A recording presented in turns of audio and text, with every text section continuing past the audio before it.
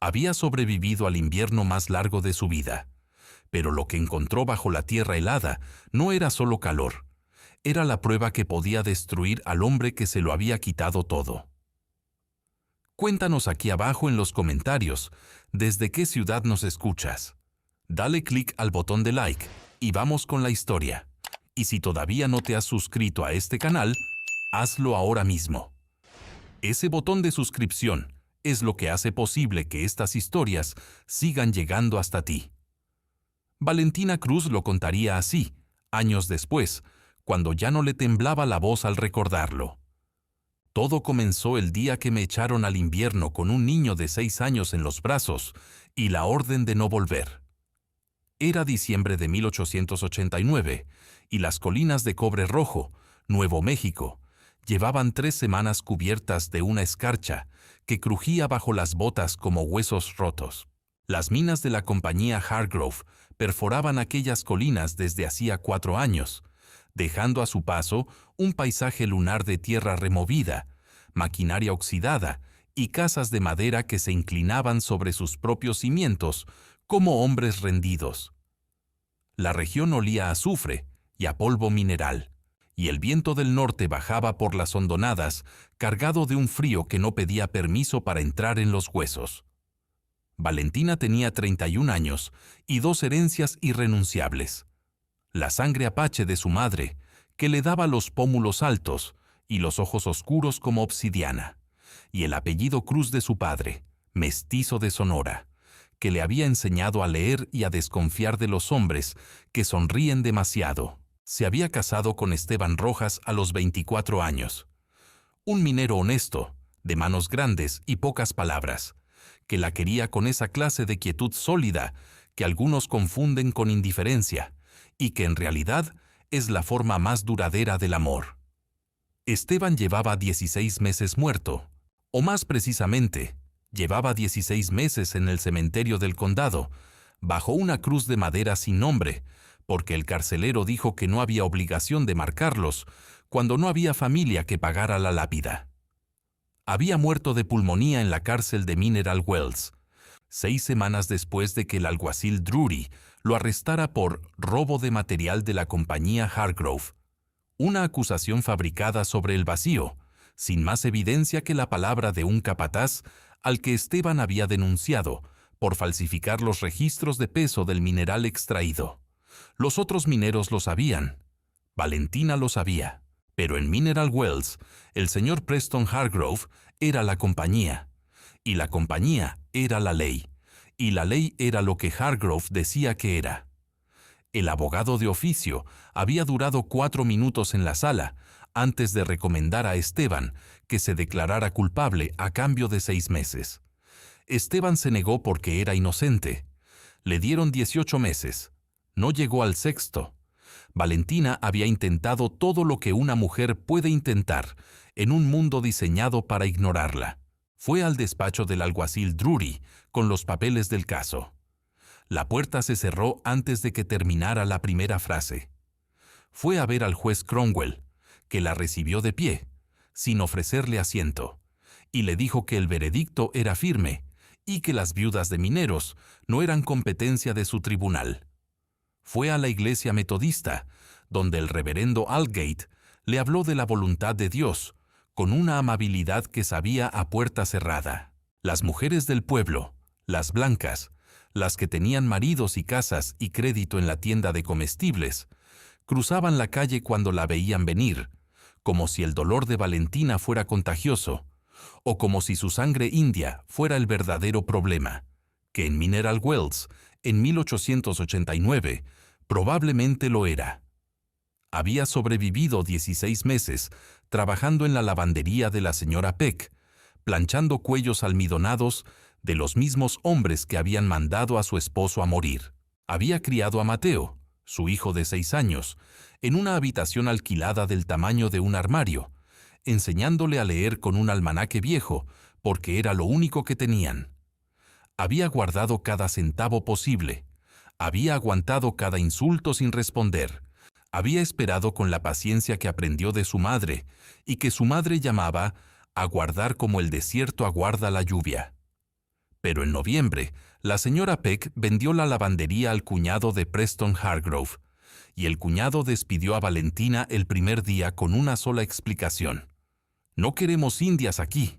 Y en diciembre, el dueño de la habitación alquilada, también socio de Hargrove, también partícipe del mismo tejido de intereses que cubría Mineral Wells como una telaraña invisible, le entregó una nota de desalojo con 10 días de plazo. El 10º día, Valentina Cruz salió a la calle con Mateo de la mano, una mochila con mantas y comida para 3 días, el rifle de Esteban que había escondido debajo del colchón durante 16 meses, y la certeza helada de que en aquel pueblo no había nada más que pudieran quitarle. Caminó hacia el norte, hacia las colinas, no porque tuviera un plan, sino porque el sur era el pueblo, y el este era la mina de Hargrove, y el oeste era el desierto abierto, donde una mujer sola con un niño moriría antes de encontrar agua. El norte, al menos, tenía elevación, y la elevación, alguna vez, le había dado a su madre refugio. Llevaban 4 horas caminando cuando el cielo se puso del color del plomo y empezó a nevar. No era la nevada suave de los calendarios, era nieve horizontal, impulsada por un viento que bajaba de las cumbres con una furia que parecía personal. Mateo caminaba sin quejarse. Era el hijo de Esteban, tenía esa misma quietud sólida, pero Valentina sentía sus deditos, apretándole la mano con una fuerza que decía lo que la boca no decía. Al cabo de otra hora, las piernas del niño empezaban a flaquear. Fue entonces cuando vio el humo. No humo de campamento. Era demasiado delgado, demasiado constante, subiendo en espiral desde una quebrada entre 2 colinas excavadas. Valentina cambió de dirección sin pensarlo, tirando del niño hacia aquella señal tenue.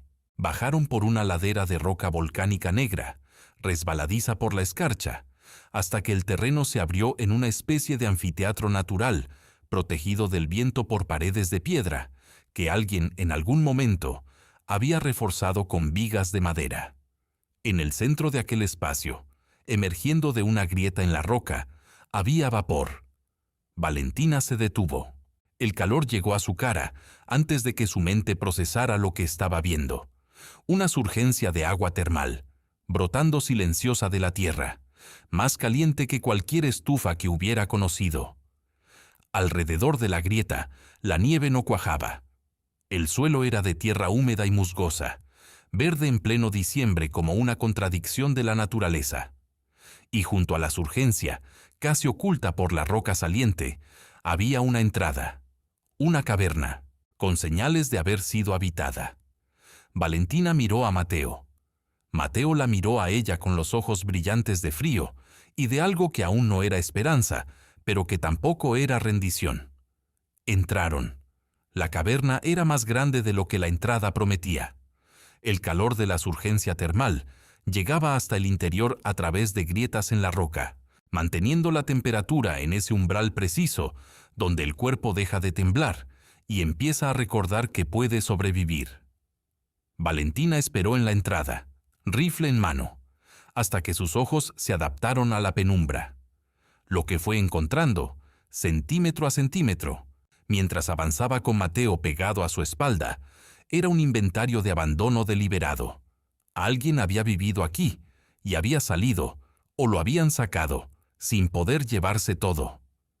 Contra la pared derecha, una repisa natural de roca sostenía lámparas de aceite vacías, una caja de cerillas a medias y una cazuela de hierro negro con restos de algo que alguna vez fue frijoles. Debajo de la repisa, dobladas con cuidado militar, 3 mantas de lana gruesa, que olían a tiempo, pero no a podredumbre. En el fondo de la caverna, donde el techo bajaba y el calor era más intenso, una paleta de madera sobre 2 caballetes hacía las veces de cama, con un colchón de paja compacto que crujió cuando Valentina lo tocó. Y en el centro, junto a la surgencia que brotaba de una cavidad circular en el suelo, una poza pequeña, del tamaño de una bañera, con el agua humeante y de un azul levemente mineral. Una silla de madera y una caja de herramientas cerrada, con un candado que el tiempo había vuelto frágil. Valentina rompió el candado con la culata del rifle. Dentro, un martillo de minero, barrenas de distintos calibres, una brújula de latón, un cuaderno encuadernado en cuero con las tapas hinchadas por la humedad antigua, y debajo de todo, envuelto en tela encerada, un rollo de papel que al desplegarlo resultó ser un mapa dibujado a mano. Un mapa de aquellas colinas, con marcas en tinta roja que señalaban 3 puntos en la roca, 2 encima de la caverna, uno más abajo, todos unidos por líneas que seguían el trazado de las venas de mineral. Valentina dobló el mapa con cuidado y lo guardó dentro de su ropa, junto a la piel. Las primeras horas las dedicó a lo urgente. Encendió una lámpara con las cerillas. Había suficiente aceite residual en el fondo para media hora de luz, y buscó agua bebible más allá de la poza termal, que era demasiado mineral para beber. La encontró, un hilillo de agua fría que rezumaba por la pared norte y caía en una grieta que alguien había tapizado con piedras planas para crear una pequeña reserva. Llenó el cantimplora. Calentó agua en la cazuela sobre una pequeña hoguera de ramas secas que encontró apiladas junto a la entrada. Alguien había previsto el invierno. Preparó para Mateo el último pedazo de pan que traían, y el niño lo comió en silencio, sentado sobre las mantas, con los ojos fijos en la poza termal, como si estuviera viendo un milagro. ¿Podemos quedarnos aquí, mamá?, preguntó. Por ahora, dijo Valentina. Era la respuesta más honesta que tenía. Aquella primera noche durmió mal, y con el rifle dentro de las mantas. Hacia la medianoche, cuando el viento afuera rugía entre las colinas excavadas con el sonido de algo vivo y furioso, oyó cascos. No cerca, no en la quebrada, sino en la cresta de la colina de arriba. 1, 2, quizás 3 caballos moviéndose despacio, como quien patrulla más que como quien viaja. Se quedó inmóvil hasta que el sonido se alejó hacia el este. Al amanecer, con Mateo todavía dormido, salió a la entrada de la caverna y miró las huellas en la nieve fresca. 3 caballos, en efecto, y junto a las huellas, un colilla de cigarro todavía con olor a tabaco fresco. Alguien conocía estas colinas. Alguien las recorría de noche. Valentina volvió adentro, abrió el cuaderno encuadernado en cuero y empezó a leer. Las primeras páginas eran registros técnicos, profundidades, muestras de roca, porcentajes de pureza estimados con la terminología precisa de un hombre que sabía lo que buscaba.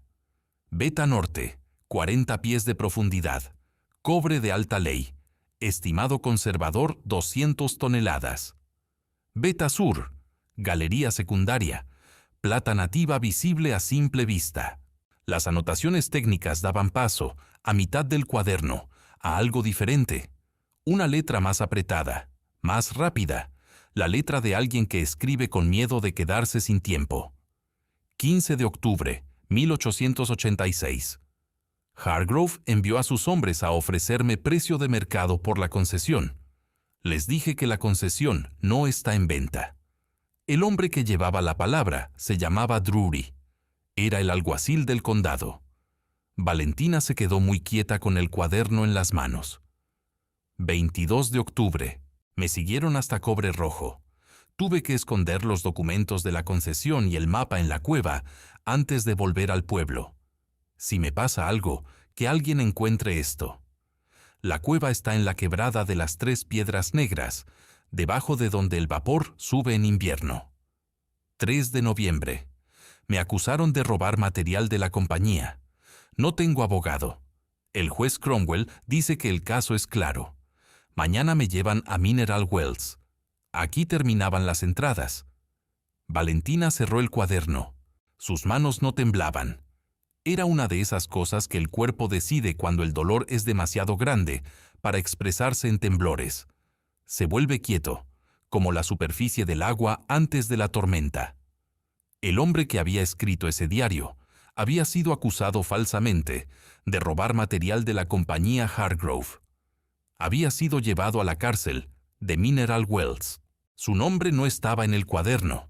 Quizás lo había omitido por precaución, quizás por costumbre de minero que vive solo. Pero el patrón era tan idéntico al de Esteban, que Valentina sintió que la caverna se achicaba a su alrededor. Hargrove lo hacía sistemáticamente. Encontraba concesiones valiosas, intimidaba a los dueños, y cuando la intimidación no funcionaba, usaba al alguacil Drury y al juez Cromwell para fabricar acusaciones y despojarlos de todo con la fuerza de la ley. Esteban no había sido un accidente. Esteban había sido un método. Afuera, la nieve seguía cayendo sobre las colinas excavadas, sobre la maquinaria oxidada, sobre las tumbas sin nombre del cementerio del condado. Valentina Cruz puso el cuaderno debajo de la paleta de madera, tapó a Mateo con las mantas y se sentó junto a la poza termal a pensar. El agua humeante le devolvía su propio reflejo, una mujer delgada, de pómulos pronunciados y ojos que no pedían permiso, con el rifle cruzado sobre las rodillas, como si siempre hubiera sabido cómo sostenerlo. Quizás siempre lo había sabido, solo que nadie le había dado razón suficiente hasta ahora. El invierno pasaba sobre las colinas de cobre rojo, como un ejército en retirada que arrasa lo que no puede llevarse. Lento, destructivo y de alguna forma agotable. Valentina aprendió sus ritmos en los primeros 10 días, con la precisión práctica de quien no tiene el lujo de aprender despacio. Aprendió que la surgencia termal bajaba de temperatura entre las 3 y las 5 de la mañana, cuando la presión subterránea era menor, y que ese era el momento de hervir agua para el día. Aprendió que el hilillo de agua fría de la pared norte crecía después de las nevadas y disminuía con el viento del este, y que convenía recogerla al amanecer. Aprendió a cazar, con trampas hechas de ramas y cuerdas sacadas de la mochila, colocadas en los senderos de liebres que cruzaban la quebrada, y con el rifle cuando la trampa fallaba, y Mateo llevaba demasiadas horas sin proteína. El primer conejo lo mató a 40 pasos, con un solo disparo, y Mateo aplaudió como si fuera un espectáculo, y Valentina sintió algo que tardó en identificar como orgullo propio. No el orgullo de haber impresionado a alguien, sino el de haber descubierto una capacidad que nadie le había enseñado, y que sin embargo estaba ahí, esperando. Le habían dicho, de 1000 maneras distintas a lo largo de su vida, que las mujeres no sabían hacer estas cosas, que las mujeres indias sabían aún menos. Ahora tenía un conejo en la cazuela y un hijo que iba a cenar, y la opinión del mundo sobre sus capacidades le parecía, desde la caverna caliente, de una irrelevancia perfecta. Al 10º día de instalada, con el mapa desplegado sobre la paleta de madera y la brújula de latón señalando el norte, Valentina hizo lo que el autor del cuaderno no había podido hacer: explorar sistemáticamente los 3 puntos marcados en rojo. El primero estaba a 200 pasos de la caverna, hacia el oeste, una galería de mina antigua, abierta en la roca volcánica por manos que habían trabajado hace décadas, con vigas de soporte tan secas que crujían pero no cedían. Entró con la lámpara de aceite recargada con grasa de conejo, un experimento que funcionó mejor de lo esperado, y siguió la galería por unos 60 pies, hasta que ésta se ensanchaba en una cámara natural, donde las paredes brillaban. Se acercó con la lámpara. El brillo no era agua ni mica, era mineral nativo incrustado en la roca, venas grises y plateadas que recorrían la pared como ríos en miniatura. Plata, plata de alta ley, virgen, sin explotar, exactamente donde el cuaderno decía que estaría. El segundo punto era más difícil. Estaba en la parte alta de la quebrada, detrás de una pared de roca que había que escalar con las manos. Lo dejó para el día siguiente, cuando Mateo durmió más tarde de lo habitual, y ella pudo subir sola, con el rifle a la espalda y los dedos buscando asideros en la piedra helada. Lo que encontró arriba no fue mineral, sino algo más pequeño y más importante. Una caja de madera enterrada bajo un montón de piedras apiladas, con demasiado orden para ser natural. Dentro de la caja, protegidos por una lata de tabaco soldada, había documentos. Valentina los leyó sentada en la roca, con el viento tirando de sus cabellos, y el pueblo de Mineral Wells, visible a lo lejos como una mancha café en el fondo del valle. Eran documentos de concesión minera.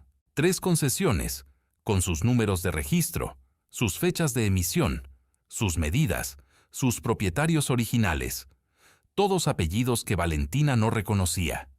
Y debajo de los documentos originales, copias con las firmas alteradas, los nombres cambiados, los números de registro levemente modificados. La versión que Hargrove había presentado ante el registro del condado como legítima. El hombre del cuaderno había encontrado las falsificaciones, por eso lo habían destruido. Y ahora Valentina Cruz tenía en sus manos la prueba de 3 fraudes documentados, más el cuaderno que describía el patrón, más el testimonio de su propio caso, el de Esteban, que encajaba en ese patrón como una pieza en su molde exacto. Guardó todo dentro de su ropa con cuidado. El frío de la piedra subía por sus piernas mientras terminaba de leer, pero no se movió hasta haber terminado. Abajo, en la quebrada, la entrada de la caverna soltaba su columna de vapor contra el cielo gris, y junto a esa columna, sentado en una piedra con las rodillas recogidas, Mateo miraba hacia arriba esperándola. Valentina bajó.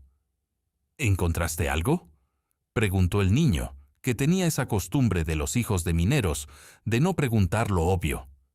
Sí, dijo ella. ¿Cosas malas o cosas buenas? Valentina pensó en los documentos falsificados. Pensó en los 3 hombres cuyos nombres aparecían en los originales, y en lo que probablemente les había pasado. Pensó en Esteban muriendo de pulmonía en una celda en diciembre. Las 2 cosas, dijo, al mismo tiempo. Esa tarde descubrió que la vigilaban. No fue una deducción, fue una evidencia. Mientras recogía leña en el perímetro de la quebrada, vio el reflejo, un destello metálico en la cresta sur, el tipo de destello que hace un catalejo cuando el sol lo toca aunque sea un segundo. Alguien en esa cresta tenía un catalejo apuntado hacia ella. Alguien que sabía dónde estaba. Valentina recogió la leña sin cambiar el ritmo, sin mirar hacia la cresta, y volvió a la caverna andando despacio, como quien no ha notado nada. Adentro, con Mateo entretenido con el almanaque que le servía de libro de texto, tomó el cuaderno y lo leyó de nuevo desde el principio, buscando lo que había pasado por alto la primera vez. Y lo encontró en una nota al margen, casi ilegible. El padre Tomás en San Isidro sabe. Le conté todo en confesión antes de que me arrestaran. Dijo que guardaría silencio mientras yo viviera. Si estás leyendo esto, ya sé lo que significa. Un padre. Un sacerdote que había escuchado todo en confesión, y que si el autor del cuaderno estaba muerto, y casi con certeza lo estaba, podía hablar. La misión de San Isidro estaba a 12 millas al noreste. Valentina lo sabía porque Esteban la había mencionado alguna vez. Una iglesia pequeña en un pueblo de mineros mexicanos que la compañía Hargrove había intentado comprar 2 veces sin conseguirlo. El gatillo que necesitaba para moverse estaba a 12 millas y se llamaba Padre Tomás. La tercera semana de diciembre llegó con un deshielo parcial, no suficiente para llamarlo primavera, apenas suficiente para ablandar el hielo de los senderos y hacer los caminos transitables para una persona a pie. Valentina aprovechó el segundo día del deshielo para dejar a Mateo en la caverna, con instrucciones precisas, suficiente comida para 2 días y la orden de no salir bajo ninguna circunstancia, y emprendió el camino a San Isidro. 12 millas en terreno de colinas excavadas, con el mapa en la cabeza y los documentos cosidos al interior de su corpiño, tomaban 5 horas en condiciones normales. Las tomó en 6, porque 2 veces tuvo que desviarse para evitar grupos de hombres a caballo que patrullaban los caminos principales con la relajada arrogancia de quienes saben que nadie los va a cuestionar. La misión de San Isidro era una iglesia de adobe con una sola torre, pintada de blanco cal que el invierno había vuelto gris, rodeada por un pequeño cementerio y una casa parroquial, donde el humo salía constante por la chimenea. Valentina entró por la puerta lateral de la sacristía sin llamar, una costumbre de su madre, que decía que las iglesias no tienen derecho a estar cerradas. El padre Tomás tenía 60 años, manos de campesino y ojos de hombre que ha escuchado demasiadas cosas para escandalizarse de nada. La miró entrar, miró el rifle, miró los documentos que ella puso sobre la mesa sin decir una palabra, y luego la miró a ella. ¿Eres la viuda del que acusaron en el 89? Preguntó. Soy Valentina Cruz. Mi marido fue Esteban Rojas. Sé quién fue Esteban Rojas, dijo el padre. Me alegra que estés viva. Habló durante 2 horas. Lo que dijo confirmó y amplió todo lo que Valentina había encontrado. El hombre del cuaderno se llamaba Aurelio Medina. Había muerto en la cárcel de Mineral Wells en 1887, 2 años antes que Esteban, y antes de ser arrestado, le había contado al padre Tomás el esquema completo. Hargrove identificaba concesiones ricas usando a sus ingenieros, falsificaba los documentos de propiedad con la complicidad del registrador del condado, y cuando el propietario legítimo protestaba, el alguacil Drury fabricaba cargos penales, y el juez Cromwell los procesaba. Había al menos 5 casos documentados que el padre conocía por confesiones o testimonios directos. Aurelio Medina, un tal Simón Tafolla, una familia de apellido Begay, nativos navajos, que había desaparecido sin proceso, y 2 más, cuyos nombres el padre prefirió no mencionar hasta que hubiera alguien competente escuchando. ¿Por qué no habló antes?, preguntó Valentina. El padre la miró con una paciencia que no era excusa, sino explicación. Hablé. Escribí 2 veces al obispo. Escribí una vez al Tribunal Federal de Santa Fe. La primera carta no tuvo respuesta. A la segunda me respondieron que presentara una queja formal ante el juzgado del condado. Una pausa. El juzgado del condado lo preside el juez Cromwell. Valentina asintió. Lo entendía perfectamente. «¿Hay algo más?», dijo el padre. Fue a un armario en la pared, sacó una caja de metal, la abrió. Dentro había un sobre con el sello del registro de propiedades del territorio de Nuevo México. Lo extendió sobre la mesa. Aurelio me lo dejó la noche antes de que lo arrestaran. Me pidió que lo guardara hasta que alguien pudiera usarlo. El sobre contenía los registros originales de las concesiones falsificadas, los mismos que Valentina había encontrado en la lata enterrada, pero con algo adicional, firmas de testigos. 3 firmas, con nombres y fechas, de hombres que habían estado presentes cuando los documentos originales fueron firmados y que podían testificar que las copias presentadas por Hargrove eran falsificaciones. Valentina tardó un momento en comprender la magnitud de lo que tenía entre las manos. Luego oyó los caballos. Eran muchos, 4, 5, entrando al patio de la misión con el trote seguro de quienes conocen el lugar. El padre Tomás se levantó, fue a la ventana, y su cara perdió el color. Hargrove, dijo en voz baja, y Drury. No había tiempo para pensar. Valentina guardó el sobre dentro de su corpiño, junto a los otros documentos. Tomó el rifle y le señaló al padre con los ojos la puerta trasera de la sacristía. El padre negó con la cabeza. Él no iba a huir de su propia iglesia. Valentina lo respetó y se colocó detrás de la puerta, en el ángulo que quedaba fuera de la línea de visión directa desde la entrada. Preston Hargrove entró sin llamar.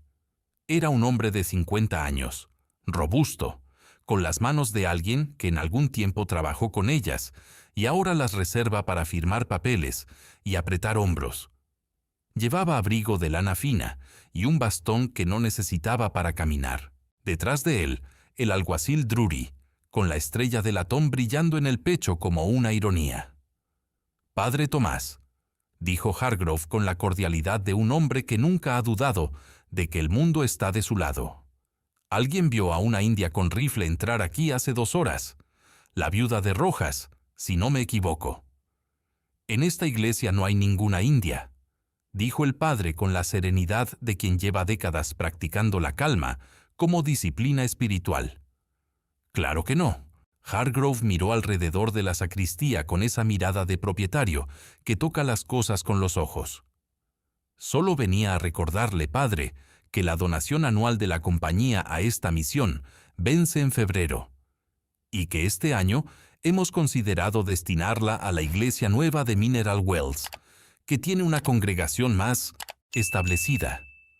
Fue en ese momento, mientras Hargrove hablaba de dinero en una sacristía como si fuera lo más natural del mundo, cuando Valentina oyó, a través de la pared delgada de adobe, la voz de un niño. No era Mateo. Mateo estaba en la caverna, a 12 millas. Era una voz más pequeña, más joven, una niña quizás, que desde afuera preguntaba en español al capanga de guardia si podía pasar a buscar a su abuela que estaba rezando. Y la voz del capanga, cortante como cuchillo, diciéndole que se fuera antes de que le diera una razón para llorar. Valentina escuchó eso, y algo en su interior cambió de ángulo, como una pieza de mecanismo que lleva tiempo girando en falso y de repente encuentra su engranaje. No fue ira exactamente. La ira ya la tenía desde hacía 16 meses. Fue decisión. La clase de decisión que ya no admite reversión. Salió de detrás de la puerta.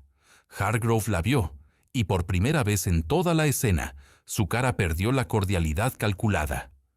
El alguacil Drury puso la mano en el revólver.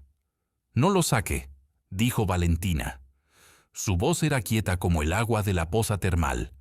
El rifle estaba a la altura del pecho de Drury. «¿Y usted?» miró a Hargrove. «Va a escucharme». Lo que siguió fue breve y preciso como un documento notarial. Valentina no levantó la voz. Nombró las concesiones. Nombró a Aurelio Medina y a Simón Tafolla y a Esteban Rojas. Nombró las fechas. Dijo que tenía los documentos originales y las firmas de los testigos, y que esa información ya había salido de estas paredes por caminos que ni Hargrove ni Drury podían conocer. Lo último era mentira todavía, pero valía más como afirmación que como pregunta. Hargrove recuperó su cara de propietario. Sonrió. «Una india con un rifle y papeles robados», dijo. «Nadie le va a creer ni una sola palabra». «Quizás no», dijo Valentina. «Pero alguien va a tener que desmentirla». Drury habló entonces, con esa voz particular de los hombres que confunden la autoridad con el volumen. «Está usted bajo arresto por portación ilegal de armas, obstrucción de la justicia y...» «Suficiente, alguacil». La voz vino de la puerta de la iglesia, de la entrada principal, donde la luz del atardecer dibujaba la silueta de un hombre alto con sombrero de ala ancha, y en el pecho, no una estrella de latón de condado, sino la insignia de plata del servicio de Marshals del territorio. El Marshal federal se llamaba Elias Correa. Había llegado a San Isidro 3 días antes, hostigado en la casa del alcalde del pueblo, con instrucciones de investigar irregularidades en los registros de propiedad del condado. Instrucciones que, como explicaría después, habían llegado a Santa Fe, a través de una fuente que Valentina no esperaba. El obispo, que había guardado la segunda carta del padre Tomás durante 2 años, y finalmente la había enviado al destinatario correcto, cuando el nuevo gobernador del territorio puso gente nueva en el despacho de tierras. Drury no llegó a terminar la frase de arresto. Hargrove llegó a protestar. Brevemente con su voz de propietario, citando influencias y conexiones, y el respeto que se le debía a un hombre de su posición. El marshal Correa lo escuchó con la paciencia de quien ha escuchado exactamente eso antes, muchas veces, y respondió con arrestos preventivos para Hargrove y Drury pendientes de investigación federal. Valentina Cruz bajó el rifle cuando los hombres de Correa se llevaron a Hargrove y a Drury esposados, y el padre Tomás, de pie junto a ella, rezó en voz baja, algo que no era exactamente una oración de gracias, sino de reconocimiento. La diferencia entre agradecer un regalo y reconocer que la justicia, cuando llega, Llega porque alguien pagó el precio de esperarla. Los días siguientes se movieron con esa velocidad rara que tiene la justicia cuando alguien desde arriba decide acelerar. El marshal Correa estableció su base de operaciones en la misión de San Isidro, donde el padre Tomás cedió la casa parroquial para las reuniones y sirvió como traductor cuando los testimonios llegaban en español o en navajo. Valentina volvió a la caverna a buscar a Mateo. Lo encontró exactamente donde lo había dejado, estudiando el almanaque con la concentración absoluta de los niños que aprenden solos. Y regresó con él a San Isidro, donde por primera vez en muchos meses tuvieron una habitación con puerta y una cama con colchón. La dificultad de ser escuchada como mujer y como india en un proceso legal del año 1889 era real, y no disminuyó solo porque hubiera un marshal federal de por medio. El primer ayudante de Correa, un joven de Boston llamado Patterson, le pidió a Valentina en la primera reunión que le explicara cómo había obtenido los documentos, y cuando ella lo explicó con precisión y detalle, Patterson le preguntó si tenía a algún hombre que pudiera corroborar su versión. El padre Tomás, desde el otro extremo de la mesa, dijo con su voz de sacristía: «Yo corroboro su versión, y si eso no es suficiente, tengo las cartas que mandé al obispo». Patterson no volvió a preguntar por hombres corroboradores, pero la influencia de Hargrove era real, aunque él estuviera arrestado. En los primeros 4 días, 2 de los testigos con firma en los documentos de Aurelio Medina enviaron mensajes diciendo que habían recordado incorrectamente y que no podían testificar. Una de las familias afectadas por el esquema de falsificación, los Tafoya, llegó a decir que no querían complicaciones y preferían no involucrarse. Y el periódico de Mineral Wells, El Observador del Condado, publicó en su edición del jueves un artículo que describía a Valentina como mujer de origen indio, con antecedentes de conflicto con las autoridades locales, que presenta documentos de procedencia dudosa, con el aparente propósito de extorsionar a un empresario respetado. Valentina leyó el artículo 2 veces, la segunda vez con más calma que la primera. No era el primer documento que alguien había escrito para hacerla invisible. Probablemente no sería el último. La pregunta era, ¿qué hacías con esa invisibilidad? Si te escondías dentro de ella, o la usabas como posición de tiro. Fue el padre Tomás quien trajo a los demás. En los 4 días de preparación, antes de que los arrestados fueran trasladados a Santa Fe para el juicio federal, el padre recorrió los pueblos de la región con una lista de nombres en el bolsillo, nombres de familias que él sabía, por confesiones y conversaciones privadas, que habían sufrido el mismo esquema de Hargrove. Volvió con 7 familias. 3 habían perdido concesiones. 2 habían tenido hombres arrestados con acusaciones falsas. Una era la familia Begay, los navajos que habían desaparecido, según el archivo de Correa, pero que en realidad habían sido desplazados violentamente de sus tierras y vivían desde hacía 3 años en una reserva a 40 millas al norte, sin recursos para reclamar. El señor Begay, un hombre de 70 años con la dignidad callada de los árboles viejos, llegó a San Isidro con 3 de sus hijos adultos y se sentó frente al marshal Correa, durante 2 horas hablando en navajo, mientras su hijo mayor traducía. Cuando terminó, Correa cerró el cuaderno de notas y dijo, en voz baja, que esto era más grande de lo que el despacho de Santa Fe había anticipado. La noche que intentaron quemar la misión fue el 5.º día. Valentina lo olió antes de oírlo. Un olor a querosén que no pertenecía a la iglesia ni a la hora, viniendo de la pared sur. Saltó de la cama con el rifle, fue a la ventana y vio a 2 hombres con antorchas junto a la pared exterior. Gritó para despertar a Correa. Disparó al aire una vez, y los 2 hombres huyeron antes de que el fuego prendiera en la madera reseca del marco de la ventana. El incendio se controló con cubetas de agua de la acequia, pero el marco quedó chamuscado como advertencia. El mismo día, al atardecer, el ayudante Patterson fue emboscado en el camino entre San Isidro y Mineral Wells. Le dispararon desde un arroyo seco. Su caballo murió. Él sobrevivió con un brazo herido, que el padre Tomás vendó con la destreza de quien ha cosido demasiadas heridas de bala en su vida. Valentina lo encontró sentado en la cocina de la parroquia, pálido pero sereno. Y por primera vez desde el principio del proceso, Patterson la miró a los ojos, sin el filtro de la condescendencia, y dijo, simplemente, «Tiene razón en todo. Vamos a ganar esto». «Lo sé», dijo Valentina. Lo que cambió el rumbo de los testimonios fue algo pequeño y completamente inesperado. Una niña de 8 años, llamada Rosa Medina, nieta de Aurelio Medina, que había quedado al cuidado de su tía en Mineral Wells después de la muerte del abuelo. Se acercó a Valentina en el atrio de la misión una mañana, sin que nadie la hubiera traído, y le puso en las manos una fotografía. Era una foto de Aurelio Medina, sentado frente a una mesa, con papeles extendidos delante de él, y 3 hombres de pie a su lado. 3 hombres que firmaban. Al dorso, en la letra apretada y reconocible del cuaderno, Registro de la concesión, 7A, testigos presentes. ¿Qué conste? Valentina sostuvo la fotografía y miró a la niña. ¿Sabe tu tía que estás aquí?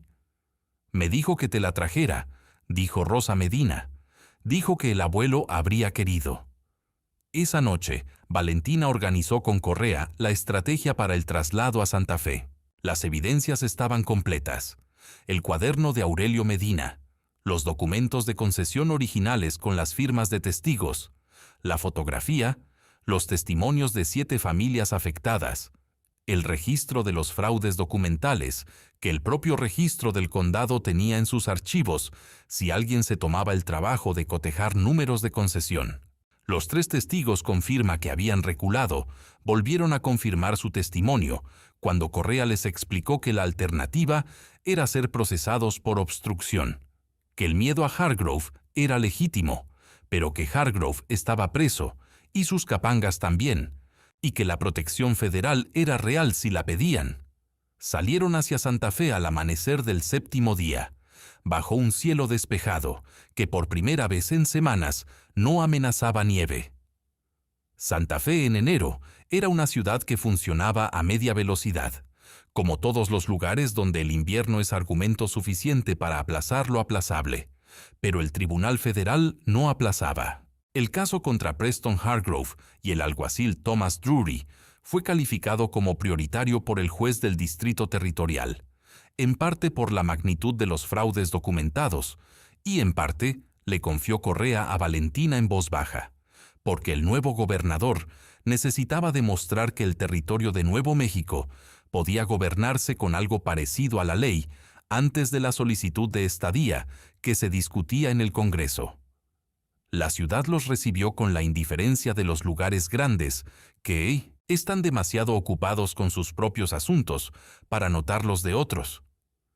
Valentina y Mateo se instalaron en una pensión del barrio mexicano, a 3 manzanas del tribunal, en una habitación donde el frío se colaba por los marcos de las ventanas, pero donde había una estufa de hierro que funcionaba y una cama con colchón de lana verdadera. Mateo, que había pasado un mes en una caverna con la rutina de un minero solitario, se asomó a la ventana de la pensión, con los ojos abiertos ante la anchura de la avenida y los carros y los sombreros distintos, y le preguntó a su madre si iban a quedarse.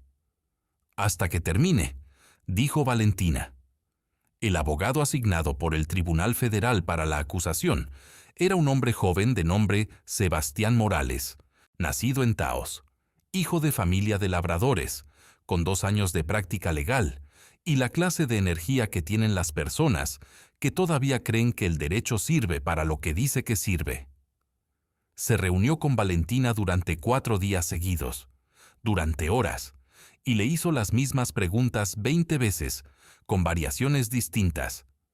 No porque dudara de ella, sino porque sabía que la defensa haría lo mismo, y necesitaba respuestas que no titubearan. Valentina respondió las 20 veces con la misma precisión. La 19ª vez, Morales cerró su cuaderno y dijo: «Si todo testigo fuera tan claro como usted, este trabajo sería distinto. Mi marido murió por documentos que nadie quiso leer, dijo Valentina. He tenido tiempo de aprendérmelos de memoria. La defensa de Hargrove costaba dinero del que Hargrove todavía tenía en abundancia, porque su fortuna estaba mayormente en propiedades y en cuentas bancarias en Albuquerque, que el arresto no había congelado del todo. Sus abogados eran 3, llegados desde Denver, con corbatas de seda y la tranquilidad de quienes han sacado a hombres más culpables que éste, de situaciones más apretadas que esta. El domingo anterior al juicio, en el atrio de la Catedral de Santa Fe, un hombre que Valentina no reconoció se acercó a ella con el pretexto de darle un programa de la misa y le deslizó dentro un sobre. El sobre contenía 4 billetes de $100 y una nota de 2 líneas. Para usted y su hijo. Retírese del caso. Dios proveerá. Valentina dobló los billetes con cuidado, los metió en el sobre, volvió a cerrarlo y lo entregó al marshal Correa con la nota adjunta. Correa los hizo seguir al hombre hasta una dirección en el barrio sur, que resultó conectar con uno de los abogados de Denver. La noche antes del juicio, el padre Tomás llegó de San Isidro en el último coche de postas. Llegó con el señor Begay, con 2 de los testigos con firma, y con algo que Valentina no esperaba: un periodista.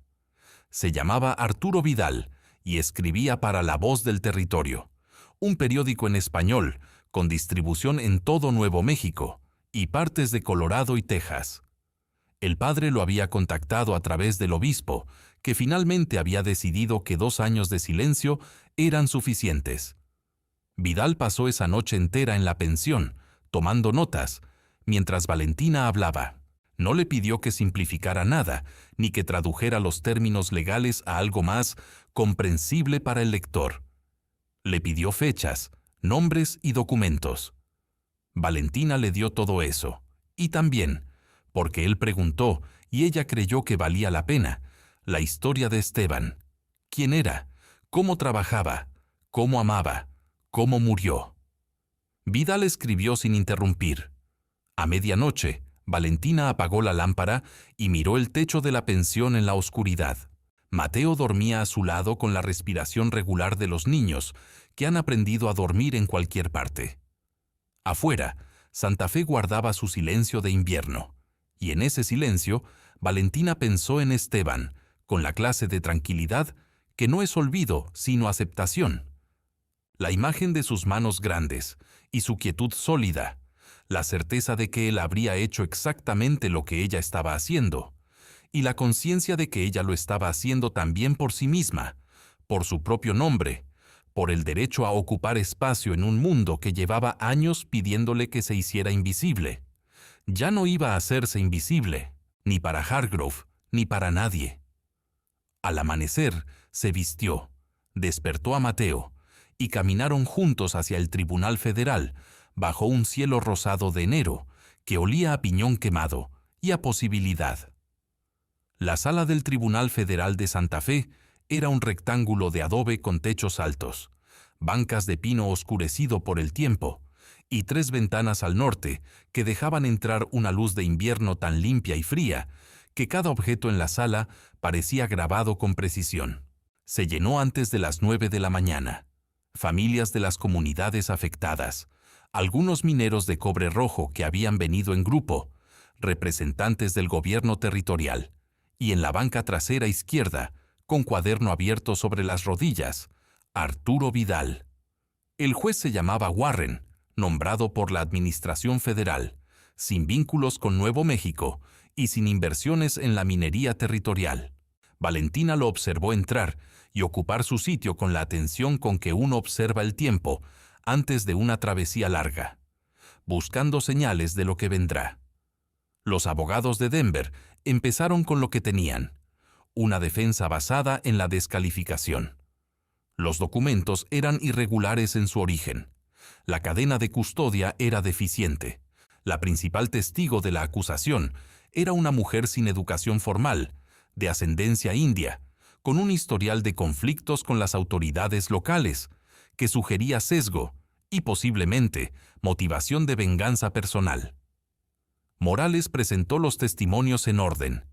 Primero los técnicos, los peritos documentales, traídos desde el Registro de Tierras Federal, que establecieron, con la frialdad de los números, las discrepancias entre los documentos originales y las versiones falsificadas presentadas por Hargrove.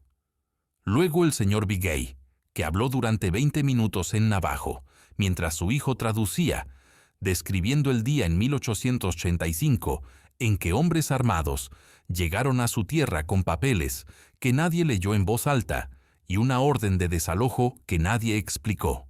Luego los dos testigos confirma, que declararon con voz quebrada pero sin retractarse, que habían estado presentes en la firma original de las concesiones de Aurelio Medina y que las copias de Hargrove eran falsificaciones. Valentina fue llamada al estrado al mediodía. Subió con el vestido negro de siempre, el de Esteban, que ya era casi negro del uso, y el cabello recogido con la peineta que su madre le había dejado. Mateo estaba en la banca primera con el padre Tomás a su lado, y la miró con la misma quietud sólida de su padre. El interrogatorio de Morales fue ordenado. ¿Cómo había llegado a la caverna? ¿Qué había encontrado? ¿Cómo había identificado los documentos? ¿Cuándo había contactado al padre Tomás? ¿Cómo había llegado a manos del marshal Correa? Valentina respondió en el mismo orden, con fechas y detalles, sin ornamentos. Cuando terminó, el silencio de la sala era el silencio de las cosas que acaban de volverse irrefutables. Luego vino el contrainterrogatorio. El abogado principal de Denver se llamaba Fitzgerald. Era un hombre de unos 50 años, con la elegancia fría, de quien ha aprendido que la crueldad funciona mejor cuando se disfraza de precisión. Pasó los primeros 10 minutos cuestionando el origen étnico de Valentina, con preguntas que nunca lo nombraban directamente. Hablaba de antecedentes culturales y formas de entender la propiedad, con un refinamiento que era más ofensivo, en cierta medida, que el insulto directo. Valentina respondió a cada pregunta exactamente como Morales le había enseñado, con la respuesta a lo que la pregunta decía, no a lo que intentaba decir. Luego Fitzgerald atacó los documentos.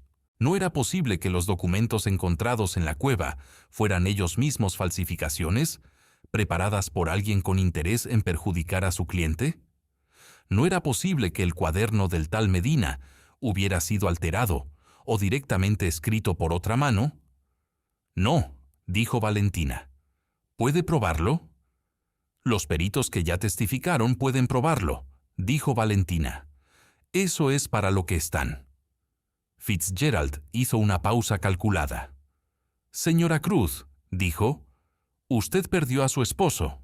Eso es una tragedia genuina. Pero la tragedia personal no convierte las acusaciones en evidencia.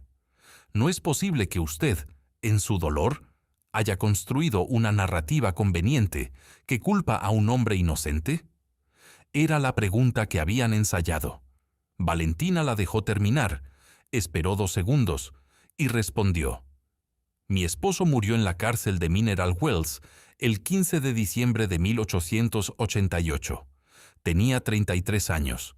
Fue acusado de robar material de la compañía Hargrove por un capataz que falsificaba los registros de peso, lo cual él había reportado a su supervisor.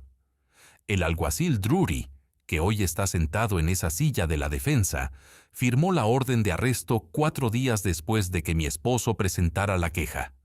El juez Cromwell lo procesó en 12 minutos. Hizo una pausa.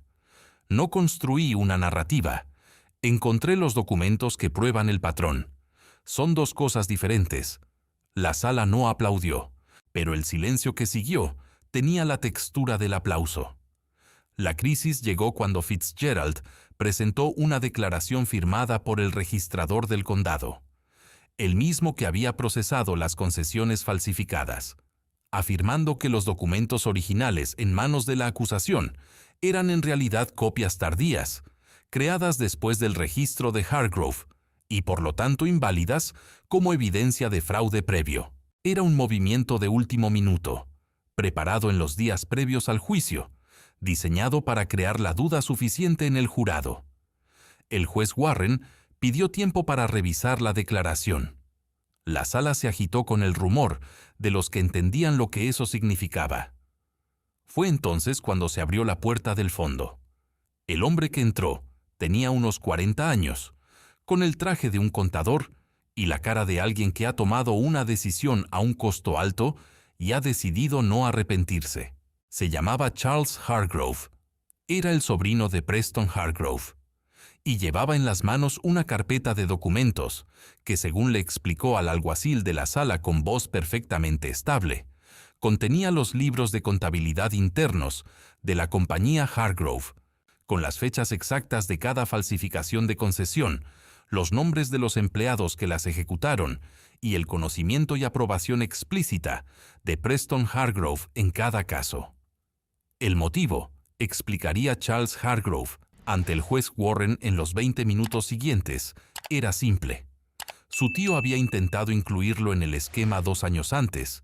Él se había negado y desde entonces había guardado copias de los libros como protección. Cuando supo que el caso llegaba a juicio federal, decidió que la protección funcionaba mejor como evidencia que como secreto. Los libros de contabilidad de la compañía Hargrove eran irrefutables. Tenían fechas, tenían montos, tenían el nombre de Preston Hargrove en cada página relevante. Fitzgerald pidió un receso. El juez Warren lo negó. El jurado deliberó 3 horas y media. Valentina pasó ese tiempo en un banco del corredor del tribunal, con Mateo dormido sobre su falda, el padre Tomás leyendo en silencio a su lado, y el marshal Correa de pie, junto a la ventana mirando la plaza de Santa Fe, con la paciencia de quien ha esperado veredictos suficientes para saber que la espera es parte del proceso. Cuando los llamaron de vuelta, Valentina despertó a Mateo y entró. El portavoz del jurado era un hombre de mediana edad, con cara de ranchero y voz de quien no ha necesitado gritar en mucho tiempo. En el caso del territorio contra Preston Hargrove, por los cargos de fraude en documentos de propiedad, conspiración para privar a ciudadanos de sus bienes y complicidad en el encarcelamiento fraudulento de Aurelio Medina, Simón Tafolla, Esteban Rojas y otros. El jurado declara al acusado culpable en todos los cargos. Preston Hargrove, sentado en la silla de la defensa, no se derrumbó. Se quedó muy quieto, con la cara del color del adobe viejo, mirando la mesa frente a él, como si en ella hubiera algo que explicara cómo había llegado hasta aquí. Sus abogados de Denver hablaron en voz baja con él durante un momento. Luego dejaron de hablar. El alguacil Drury, procesado en el mismo juicio por los mismos cargos, con evidencia separada, fue declarado culpable por mayoría. El juez Warren dictó sentencia en la misma sesión, dado que la magnitud de los delitos y la claridad de la evidencia no requerían deliberación adicional. Prisión en el penitenciario federal de Leavenworth, 17 años para Hargrove, 12 para Drury. Además, nulidad de todos los registros de concesión fraudulentos, devolución de propiedades a las familias afectadas donde fuera legalmente posible, y compensación económica a cargo de los activos de la compañía Hargrove para los casos donde la propiedad ya no pudiera restituirse directamente. El juez Warren hizo una pausa antes de dar por cerrada la sesión y miró a Valentina Cruz directamente. «Señora Cruz», dijo, «este tribunal reconoce que las pruebas que hacen posible este veredicto fueron reunidas, preservadas y presentadas en gran medida por usted, bajo condiciones de riesgo personal considerable y sin más recursos que su determinación. Queda constancia de ello en el registro. La propiedad de las concesiones identificadas en el cuaderno de Aurelio Medina, que incluyen la caverna y las vetas minerales de cobre rojo, queda registrada a nombre de Valentina Cruz como descubridora y preservadora de evidencia en nombre del bien público». Valentina asintió. Afuera, a través de las ventanas del norte, el cielo de Santa Fe era de ese azul de invierno que no promete calor, pero que tiene una claridad tan absoluta que uno entiende, mirándolo, por qué la gente construyó ciudades en el desierto. Salió del tribunal con Mateo de la mano y las lágrimas bajándole por la cara sin ningún esfuerzo de contenerlas, porque el esfuerzo lo había gastado todo en los meses anteriores, y ahora no le quedaba razón para guardar nada. La primavera llegó a las colinas de cobre rojo, de la manera específica en que llega a los lugares donde la tierra ha sido trabajada. Lentamente, en capas, primero la tierra que se ablanda, luego los brotes pequeños en las grietas de la roca, luego el verde tímido en los bordes de los senderos que el invierno había borrado. Valentina volvió a la caverna en marzo, con Mateo y con el Marshal Correa, que necesitaba documentar el estado de las vetas para el proceso de titulación definitiva. La poza termal seguía ahí, humeando con su azul mineral, indiferente a los meses que habían pasado sobre ella. La paleta de madera, las mantas dobladas, la caja de herramientas con el candado roto. Todo exactamente como lo había dejado, como si el lugar hubiera esperado. Mateo se sentó junto a la poza y metió la mano en el agua tibia, con la expresión de alguien que reconoce algo. «Aquí estuve bueno», dijo con la sintaxis directa de los niños de 6 años, aunque hacía frío afuera. «Aquí estuvimos bien», corrigió Valentina. Y luego, porque era verdad, añadió, «los dos». Los meses siguientes fueron de trabajo concreto y transformación silenciosa, del tipo que no se anuncia, sino que simplemente aparece un día en la forma en que una persona ocupa el espacio. La compañía Hargrove fue disuelta por orden federal. Sus activos fueron distribuidos entre compensaciones a familias afectadas y la administración territorial.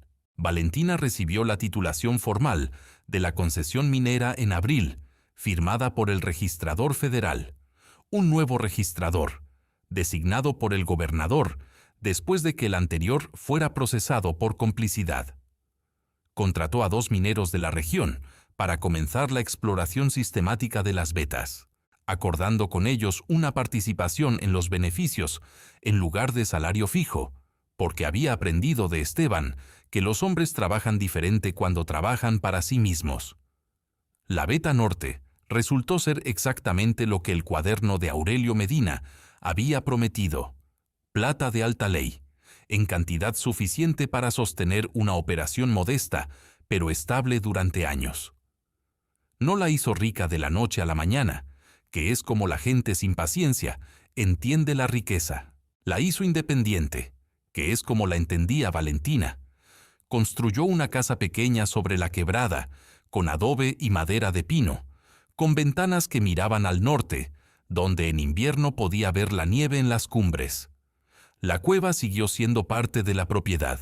Mateo la llamaba la casa de abajo, y Valentina la usó durante el primer año para guardar los documentos y las herramientas, hasta que construyó un cobertizo de verdad y la cueva pudo volver a ser lo que era: un lugar donde la tierra guardaba calor sin pedirle nada a nadie. La transformación que los demás notaron antes que ella fue la que ocurría en su cuerpo. Ya no caminaba como alguien que anticipa un obstáculo.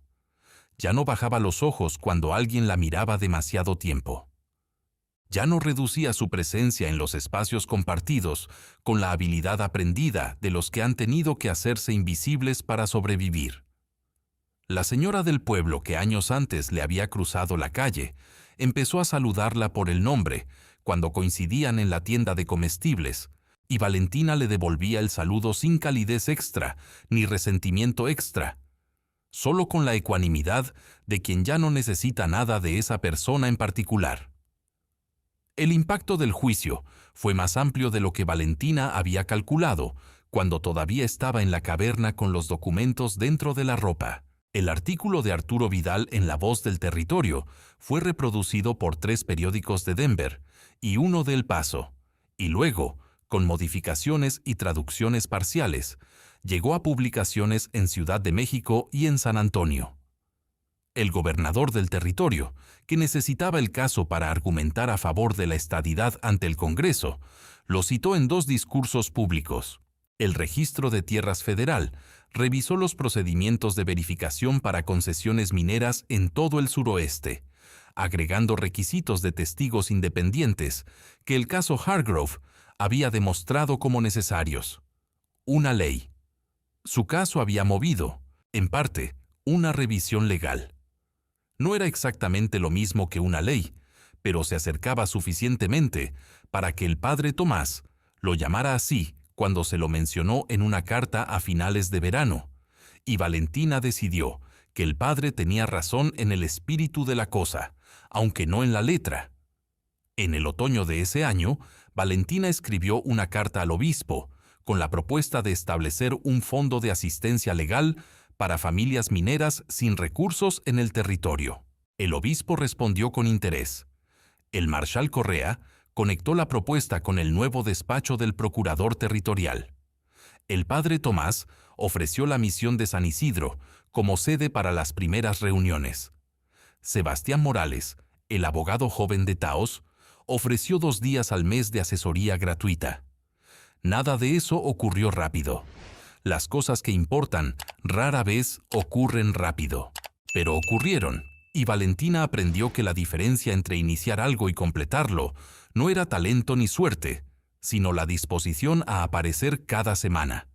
Aunque las semanas fueran difíciles, aunque el progreso fuera lento, aunque hubiera días en que el sistema parecía tan pesado e inamovible como siempre había sido. Mateo cumplió 7 años en noviembre, con una fiesta pequeña en la casa nueva, con 3 familias de la región que se habían convertido en algo parecido a la vecindad que Valentina nunca había tenido. Había aprendido a leer con fluidez, usando el almanaque y una gramática española que el padre Tomás le había enviado desde San Isidro. Tenía la costumbre de su padre de sentarse a observar las cosas antes de tocarlas, y la costumbre de su madre de no dar nada por sentado.